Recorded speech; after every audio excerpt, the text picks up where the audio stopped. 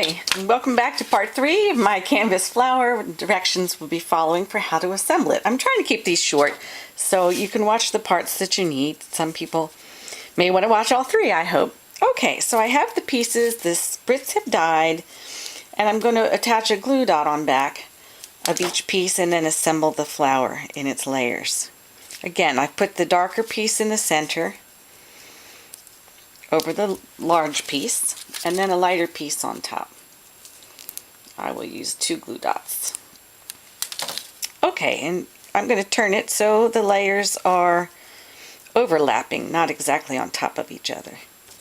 And there I have my flower, except for one last little step. What I found was I wanted to give it a little more depth, and I wanted to be able to control a little bit of where the edges went. So I took my tool. It's a pair of, I guess, came with my toolkit from Stampin' Up! Long ago. But I basically am going to turn and heat set a little bit. This pliers get hot, and so if I have the edges turned under, it will give a little roll to each edge. So I won't talk. If you'll excuse the noise, I'll show you how I did that.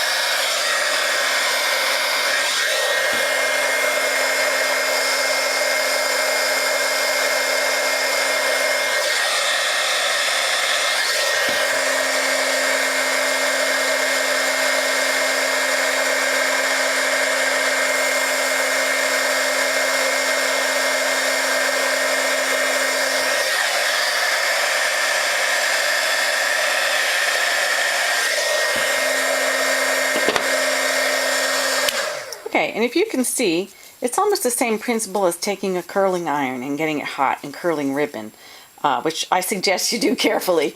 But I was heating the metal, and then I used sort of the metal to puff up that part of the flower. And I would do this maybe on the bottom petals too, if I wanted a little more body to it. It just helps those top layers to stand up. Okay, and so I added a little spritz from this alcohol and shimmer paint that I have used, mixed up, and if I can get that to work. Take the top off, Cindy. Now it will work. Okay, always want to try it out first, but that adds a little bit of droplets to the whole design, and I think it unifies it beautifully. So that is how I did the flower. I will show you while that's drying how I made the leaves, and then we'll be done. I took the image from the World Treasures stamp that has this geometric shape on it, and I just stamped it with Versamark and embossed it with clear ink.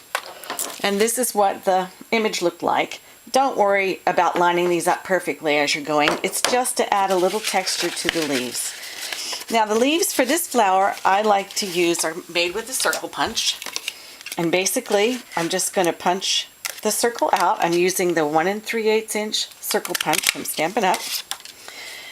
Okay, so I got a circle there. Now I'm going to put it back inside this way and move the piece to match the design that I like. And if you can see that, I'm going to just punch it out. And then I'm going to put it back in again and punch from the other side. Let me try that. doesn't really matter actually what side you punch from. But you want to line up your points so that you have a point at each end to get the leaf shape. So let's say that's the size I want. Can you see that? I'm sorry. I'm new at this video thing, bear with me. Okay, so that's leaf number 1. And I would do 2 more that way. One would be a little bit smaller. Let me just do 1 more and maybe make it be a little quicker this time. Less talking, more punching. There's 1.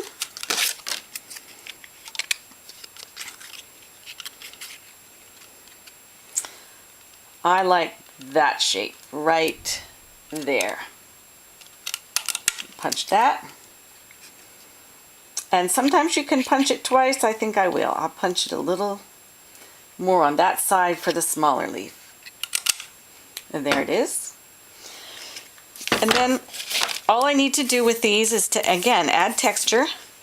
I'm going to fold them along the middle. And the cardstock is Gumball Green. And with my Gumball Green ink, I'm just going to do some direct-to-paper right along that line there. And that's to add a veined look when it's opened up as a leaf. I don't know if you can see that. I'll put it down. Maybe I'll zoom a little for you for this part. How's that? Okay, and then I'm going to also use just a sponge and sponge the edges.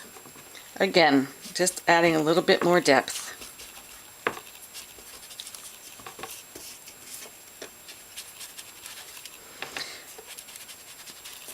And so that is how I created the leaves for my flower.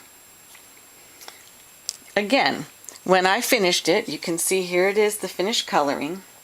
All I did was use an ink color dahlia, and I used the Summer Sun, and I also cut a piece of Designer Series paper with the smallest flower on my Boho Blossoms punch. So thank you so much for joining me today. I hope you'll try one of these beautiful flowers. It could be given as a gift for a pin or on a card. If you're going to give it for a pin, you would just need to put a pin backing on it, or maybe you would be savvy enough to figure out how to make it detach from the card. I think it's a beautiful gift for a special friend either way. And if you want to give it as a pin, you may, it would be especially great if when you're all finished, you either use a spray fixative or heat set it so that there's no dye issues. Heat will set the inks and it should not bleed in that case. I thank you so much for joining me for my video tutorial and hope you'll come again to Cindy at Stamps, Paper, and Ink. Bye!